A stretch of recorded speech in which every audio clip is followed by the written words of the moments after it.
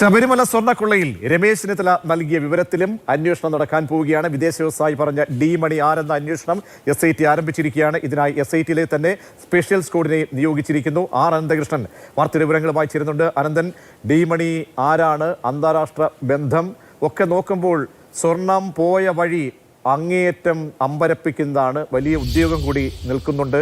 ഈ പ്രത്യേക അന്വേഷണ സംഘം ട്രാക്ക് ചെയ്തിട്ടുണ്ടോ ഈ ഡി മണി എന്നത് യഥാർത്ഥ പേരാണോ മറ്റൊരു പേരിലാണോ അറിയപ്പെടുന്നത്? അങ്ങനെയൊക്കെയുള്ള വിവരങ്ങൾ SITക്ക് എന്തൊക്കെയായി ലഭ്യമാകുന്നുണ്ട്? അനന്തൻ, ഈ അടുത്ത ഘട്ടം എന്താണ്? പ്രതീക്ഷ, ആരാണ് ഡി മണി, ആരാണ് ദാവൂദ് മണി, ഇത് സംബന്ധിച്ച് ഇപ്പോഴും ഒരു വ്യക്തതയില്ല. കാരണം രമേശ് ചെന്നിത്തലയും അദ്ദേഹത്തിന്റെ സുഹൃത്തായ വിദേശ വ്യവസായിയുമാണ് ഇത് സംബന്ധിച്ചുള്ള വിവരം SITക്ക് നൽകിയിരിക്കുന്നത്. ഈ ഡി മണി എന്ന വിഗ്രഹ കച്ചവടക്കാരന് ഉണ്ണികൃഷ്ണൻ പോറ്റിയുമായി ബന്ധമുണ്ട്. അവർ തമ്മിൽ വിഗ്രഹ ഇടപാടുകളും പണമിടപാട് നടത്തുന്നത് നേരിട്ട് കണ്ടു എന്നാണ് വിദേശ വ്യവസായി മൊഴി നൽകിയിരിക്കുന്നത്. അപ്പോൾ ഇത് സംബന്ധിച്ച് വിശദമായ പരിശോധന നടത്താനാണ് SITയുടെ തീരുമാനം. അതിന്റെ അടിസ്ഥാനത്തിലാണ് SITയിലെ തന്നെ ഉദ്യോഗസ്ഥരെ ഉൾപ്പെടുത്തിയ ഒരു സ്ക്വാഡിനെ ഈ ഡി മണിയെ കേന്ദ്രീകരിച്ചുള്ള അന്വേഷണത്തിനായി വിട്ടിരിക്കുന്നത്. നമ്മളിപ്പോൾ ഗൂഗിളിലൊക്കെ സെർച്ച് ചെയ്താൽ ദാവൂദ് മണി, ഡി മണി എന്നൊക്കെ സെർച്ച് ചെയ്യുമ്പോൾ അങ്ങനെ ഒരു പേര് ഇതുവരെയും കണ്ടെത്താൻ കഴിഞ്ഞിട്ടില്ല. കാരണം ഏതെങ്കിലും കേസിലോ ഏതെങ്കിലും ഇടപാടിലോ ഒക്കെ പെട്ടിട്ടുണ്ടെങ്കിൽ ആ പേര് എന്തായാലും ഇന്റർനെറ്റുകളിലൊക്കെ വരാനുള്ള സാധ്യതയുണ്ട്. പക്ഷെ അങ്ങനെ ഇതുവരെയും കണ്ടെത്താൻ കഴിഞ്ഞിട്ടില്ല. അപ്പോൾ ഈ പേര് മറ്റേതെങ്കിലും ആൾക്കാരുടെ തൽക്കാലത്തേക്കുള്ള പേരാണോ എന്നൊക്കെയുള്ള കാര്യത്തിൽ സംശയമുണ്ട്. ഏതായാലും ഈ ഡി മണി ആരാണ് എന്നുള്ളതാണ് വലിയ ആകാംക്ഷ. അത് ആരാണെന്ന് കണ്ടുപിടിക്കുകയും അങ്ങനെ ഒരു ഇടപാടോ ഉണ്ണികൃഷ്ണൻ പോറ്റിയുമായി ബന്ധമോ ഉണ്ടോ എന്നുള്ളത് അന്വേഷണവുമാണ് SIT ഇപ്പോൾ നടത്തുന്നത്. കാരണം SIT കേന്ദ്രങ്ങൾ പറയുന്നത് അവർക്ക് രമേശ് ചെന്നിത്തല നൽകിയ രഹസ്യ വിവരമുണ്ട്, രമേശ് ചെന്നിത്തല സുഹൃത്തായ വിദേശ വ്യവസായി നൽകിയ വിവരമുണ്ട്. ഇതുപോലെ ഒട്ടനവധി വിവരങ്ങൾ പലരുടെയും ഊഹങ്ങളും ഒക്കെ ഇമെയിലായിട്ടും ഒക്കെ ലഭിക്കുന്നുണ്ട്. അതെല്ലാം ഗൗരവത്തിൽ തന്നെ എടുക്കുന്നുണ്ട്. അതുമായി ബന്ധപ്പെട്ടൊക്കെ വെരിഫിക്കേഷനുകൾ നടക്കുന്നുണ്ട്. അതിനൊപ്പം തന്നെ ദാവൂദ് മണി ആരാണെന്നുള്ള അന്വേഷണം നടക്കുന്നുണ്ട് എന്നുള്ളതാണ് SIT വ്യക്തമാക്കുന്നത്. ഏതായാലും സ്വർണ്ണക്കൊള്ളയുമായി ബന്ധപ്പെട്ട അന്വേഷണം അതിന്റെ അവസാന ഘട്ടത്തിലേക്ക് എത്തുമ്പോൾ ഉണ്ണികൃഷ്ണൻ പോറ്റി, അതുപോലെ തന്നെ ഗോവർദ്ധൻ, പങ്കജ് ഭണ്ഡാരി, ഈ 3 പേരിലേക്കുമാണ് അന്വേഷണം കേന്ദ്രീകരിക്കുന്നത്. അവർക്കറിയാം ഇതെങ്ങോട്ടാണ് പോയത്, എന്താണ് ചെയ്തതെന്നുള്ളത്.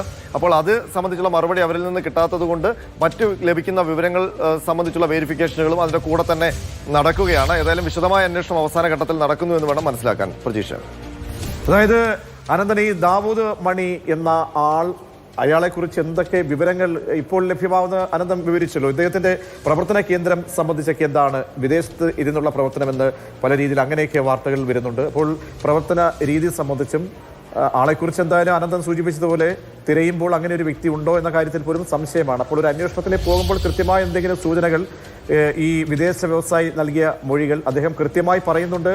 അദ്ദേഹം എന്താണ് ഈ വിവരവുമായി ബന്ധപ്പെട്ട് അദ്ദേഹത്തിന് മനസ്സിലാക്കാൻ കഴിഞ്ഞ കാര്യങ്ങൾ, അദ്ദേഹത്തിന്റെ പേര് പോലും നമുക്ക് ഈ ഘട്ടത്തിൽ പറയാൻ കഴിയില്ല. അപ്പോൾ ഏത് രീതിയിലുള്ള എന്തൊക്കെ തുമ്പ് ലഭ്യമായതിന്റെ അടിസ്ഥാനത്തിലാണ് അന്വേഷണത്തിലേക്ക് നീങ്ങാൻ പോകുന്നത്? ബ്ലാങ്ക് പേപ്പറുമായിട്ടല്ലോ. ഇതിന്റെ ഈ വിദേശ വ്യവസായി നൽകിയിരിക്കുന്ന മൊഴി വിശദമായി നമുക്ക് വ്യക്തമല്ല. കാരണം ചില സൂചനകൾ, ഈ ഡി മണി എന്ന പേര്, അയാൾക്കും പോറ്റിയുമായുള്ള ബന്ധം, അങ്ങനെയൊക്കെയുള്ള ചില വിശദാംശങ്ങൾ മാത്രമാണ്. അതെല്ലാം കാരണം അതിനെ സംബന്ധിച്ച് കൃത്യമായ സ്ഥിരീകരണവുമില്ല. ഈ ഡി മണി എന്ന് പറയുന്ന ഒരാളുണ്ടോ, അയാൾക്ക് ഉണ്ണികൃഷ്ണൻ പോറ്റിയുമായി ബന്ധമുണ്ടോ എന്നൊക്കെയുള്ള കാര്യങ്ങൾ ഇനി അന്വേഷിച്ച് കണ്ടെത്തേണ്ടതാണ്. മാത്രമല്ല ഇരുവരും തമ്മിൽ വിഗ്രഹ ഇടപാടുകൾ നടന്നിട്ടുണ്ട് എന്നുള്ളതാണ്, അതിന്റെ സാക്ഷിയാണ് താൻ എന്നുള്ള മൊഴിയാണ് നൽകിയിരിക്കുന്നത്. അപ്പോൾ അത് സംബന്ധിച്ച് കൂടുതൽ കൃത്യത വരേണ്ടതുണ്ട്. മാത്രമല്ല ചില മാധ്യമങ്ങളിലൊക്കെ ശബരിമലയിലെ പഞ്ചലോഹ വിഗ്രഹങ്ങൾ ഡി മണിക്ക് ഉണ്ണികൃഷ്ണൻ പോറ്റി വിറ്റു എന്നൊക്കെയുള്ള തരത്തിലുണ്ട്. പക്ഷെ അത് അങ്ങനെ ആവാനുള്ള സാധ്യത കുറവാണ്. കാരണം ശബരിമലയിൽ ആകെ ഒരു പഞ്ചലോഹ വിഗ്രഹം ഉള്ളത് അയ്യപ്പസ്വാമിയുടെ വിഗ്രഹമാണ്. അത് അവിടെ തന്നെ ഉണ്ടെന്നാണ് നമ്മൾ അനുമാനിക്കുന്നത്. കാരണം അത് കൊണ്ടുപോകാനുള്ള സാധ്യതയൊന്നുമില്ല. അപ്പോൾ കൂടുതൽ വിഗ്രഹങ്ങൾ അവിടെ പഞ്ചലോഹത്തിലുണ്ടോ, അതല്ല ഇനി ഈ അവിടുത്തെ ഈ ലോക്കറിലുള്ള, ആറന്മുള ലോക്കറിലുള്ള മറ്റേതെങ്കിലും വിഗ്രഹങ്ങളൊക്കെ കൊണ്ട് വിറ്റിട്ടുണ്ടോ, അങ്ങനെയൊക്കെയുള്ള കാര്യങ്ങൾ സംശയിക്കണം. അങ്ങനെയാണെങ്കിൽ അപ്പോൾ ഇത് സംബന്ധിച്ചൊക്കെയുള്ള കൂടുതൽ വ്യക്തത വരേണ്ടതുണ്ട്. അതിന് ആദ്യം കണ്ടുപിടിക്കേണ്ടത് ഡി മണി ആരാണ്, ദാവൂദ് മണി എന്നുള്ള ഒരാൾ ഉണ്ടോ എന്നുള്ളതിലാണ് ആദ്യം വ്യക്തത വരേണ്ടത്. അത് സംബന്ധിച്ച് നമുക്കൊന്നും അങ്ങനെ ഒരു വിവരമില്ല. സാധാരണ ഈ കോഡ് ഭാഷകളൊക്കെ ഉപയോഗിക്കാറുണ്ടല്ലോ. കോഡ് ഭാഷകൾ നമ്മൾ നേരത്തെയും ഇത്തരം സമാനമായിട്ടുള്ള കുറ്റകൃത്യങ്ങളിലൊക്കെ തന്നെ കോഡ് ഭാഷകൾ വളരെ പ്രധാനപ്പെട്ടതാണ്. അങ്ങനെ എന്തെങ്കിലും ഒരു കോഡ് ഭാഷ മറ്റോ ആയിരിക്കുമോ ഇത്?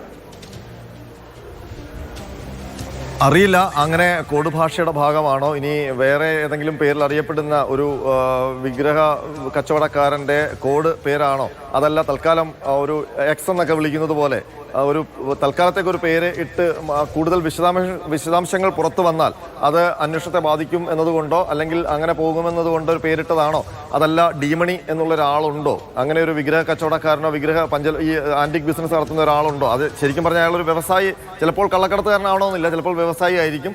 അയാളുമായി ഏതെങ്കിലും തരത്തിലുള്ള കച്ചവട ബന്ധം ഉണ്ണികൃഷ്ണൻ പോറ്റിക്ക് ഉണ്ടോ എന്നൊക്കെയുള്ള കാര്യങ്ങളാണ് അറിയേണ്ടത്. അപ്പോൾ ആ പേര് പുതിയതാണ്. ഇതുവരെയുള്ള അന്വേഷണ വഴിയിലൊന്നും അങ്ങനെ ഒരു പേര് വന്നിട്ടില്ല. നേരത്തെ തന്നെ നമുക്കറിയാം ഉണ്ണികൃഷ്ണൻ പോറ്റിയെ നിരവധി തവണ ചോദ്യം ചെയ്തു, ഉദ്യോഗസ്ഥരെ ചോദ്യം ചെയ്തു, പത്മകുമാറിനെ ചോദ്യം ചെയ്തു. പക്ഷേ ആ ഘട്ടത്തിലൊന്നും ഇതുവരെ കോടതിയുടെ റിപ്പോർട്ടുകളിലോ FIR-കളിലോ റിമാൻഡ് റിപ്പോർട്ടുകളിലോ ഒന്നും വരാത്തൊരു പേരാണ് ഡി മണി എന്നുള്ളത്. അതിപ്പോൾ രമേശ് ചെന്നിത്തല SITയുടെ മുന്നിൽ കൊണ്ടുവന്ന് വെച്ച ഒരു പേരാണ്. അപ്പോൾ അത് സംബന്ധിച്ച് രമേശ് ചെന്നിത്തലയും നേരത്തെ പറഞ്ഞിട്ടുള്ളത് തനിക്കൊരു വിവരം ഇത് സംബന്ധിച്ച് ലഭിച്ചു, അതിനകത്ത് തനിക്ക് സ്ഥിരീകരണമൊന്നുമില്ല, ആ വിവരം അറിഞ്ഞപ്പോൾ അത് മറച്ചു വെക്കേണ്ട, അത് SITയുടെ മുന്നിൽ അവതരിപ്പിക്കുക എന്നുള്ളൊരു കർത്തവ്യം മാത്രമാണ്, തൻ്റെ ഉത്തരവാദിത്വ ബോധത്തിൽ നിന്നുള്ള കർത്തവ്യം കൊണ്ടാണ് അത് ചെയ്യുന്നത് എന്ന് അദ്ദേഹം പറഞ്ഞിട്ടുണ്ട്. അപ്പോൾ സ്വാഭാവികമാണ് അദ്ദേഹം അങ്ങനെ ഒരാൾ തന്നോടൊരു വിവരം പറയുമ്പോൾ അത് ആരാണ് പറഞ്ഞതെന്ന് അടക്കമാണ് രമേശ് ചെന്നിത്തല SITയെ ബോധിപ്പിച്ചത്. അതിൻ്റെ അടിസ്ഥാനത്തിൽ ആ പറഞ്ഞു കൊടുത്ത വ്യക്തിയെയും വിളിച്ചു വരുത്തി മൊഴിയെടുത്തു. ഏതാണ്ട് 3-4 മണിക്കൂർ ആ മൊഴിയെടുപ്പ് നീളുകയും ചെയ്തു. അപ്പോൾ അയാൾക്ക് നമ്മൾ പറയുന്നത് പോലെ ഡി മണിയും ഉണ്ണികൃഷ്ണൻ പോറ്റി ഒരു ഇടപാട് നടത്തിയതിൻ്റെ സാക്ഷിയായി എന്ന് മാത്രമായിരിക്കില്ല. അത് സംബന്ധിച്ച് വിശദമായ വിവരങ്ങൾ ഉറപ്പായിട്ടും ആ വ്യവസായി SITക്ക് കൊടുത്തിട്ടുണ്ടാകും. അപ്പോൾ അത് സംബന്ധിച്ച് കൂടുതൽ വിവരങ്ങൾ അവരുടെ പക്കലുണ്ടാകും. അത് സംബന്ധിച്ചുള്ള വെരിഫിക്കേഷന് വേണ്ടിയിട്ടാണ് ഈ സ്പെഷ്യൽ സ്ക്വാഡ് കേരളത്തിന് പുറത്ത് അന്വേഷണം നടത്തുന്നത്. അത് സംബന്ധിച്ച് ഇനി പറയുന്ന പോലെ നമ്മൾ ഈ പ്രതിപട്ടികയിലോ അല്ലെങ്കിൽ നമ്മൾ സംശയിക്കുന്നതായി പുറത്തു വന്ന പേരുകളിലൊക്കെ ഉള്ള ആൾക്കാരുടെ മറ്റൊരു പേരാണോ ഡി മണി എന്നൊക്കെയുള്ളതാണ് ഇനി അറിയാനുള്ളത്. അതൊരു പ്രഹേളികയായി ഇപ്പോൾ അവശേഷിക്കുകയാണ്. അതിന് SIT ആണ് ഉത്തരം കണ്ടെത്തേണ്ടത്. ചെന്നൈ നഗരം കേന്ദ്രീകരിച്ചാണ് ഇപ്പോൾ നിലവിൽ അങ്ങനെയെങ്കിൽ ഈ അന്വേഷണ സംഘം ട്രാക്ക് ചെയ്യാനൊക്കെയുള്ള നീക്കങ്ങൾ, അങ്ങനെ അന്വേഷണവുമായി പോകുന്നത് അനന്തൻ? തീർച്ചയായിട്ടും പ്രജീഷ്, ഈ ഡി മണി എന്ന് പറയുന്ന ആൾ ചെന്നൈ ബേസ് ചെയ്തിട്ടുള്ള ഇടപാടുകാരനാണ് എന്നുള്ളതാണ് SITക്ക് ലഭിച്ചിരിക്കുന്ന വിവരം. അങ്ങനെയുള്ള മൊഴിയാണ് ലഭിച്ചിരിക്കുന്നത്. അതിൻ്റെ അടിസ്ഥാനത്തിലാണ് ചെന്നൈ കേന്ദ്രീകരിച്ച് അതിൻ്റെ അന്വേഷണം നടത്തുന്നത്. മാത്രമല്ല ഈ ചെന്നൈ ആണ് ഇതിൻ്റെ ഒരു പ്രധാന കേന്ദ്രം.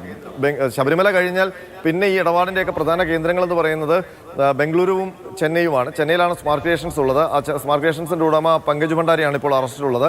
അപ്പോൾ ഈ ചെന്നൈയിൽ ഉള്ള മറ്റൊരു ആൾക്ക്, ഒരു ഡി മണി എന്ന് പറയുന്ന ഒരാൾക്ക് ഇതിൽ എങ്ങനെയാണ് ബന്ധം വരുന്നത് എന്നത് സംബന്ധിച്ചൊക്കെ വിശദമായ അന്വേഷണം നടത്തേണ്ടതുണ്ട്. ഇനി ഈ ഡി മണി എന്ന് പറയുന്ന ആൾ സ്മാർട്ട് ക്രിയേഷൻസുമായി ലിങ്ക്ഡ് ആണോ, അതല്ല സ്മാർട്ട് ക്രിയേഷൻസും അറിയാതെ അല്ലെങ്കിൽ നേരിട്ട് ഉണ്ണികൃഷ്ണൻ പോറ്റിയുമായി ബന്ധമുള്ള ആളാണോ, അവർ തമ്മിൽ സുഹൃത്തുക്കളാണോ, ബിസിനസ് ബന്ധമുണ്ടോ, ഇങ്ങനെ പല കാര്യങ്ങൾ അറിയേണ്ടതുണ്ട്. പക്ഷേ അതാരാണ് എന്നുള്ളത് ഇനി കണ്ടെത്തേണ്ടതുണ്ട്.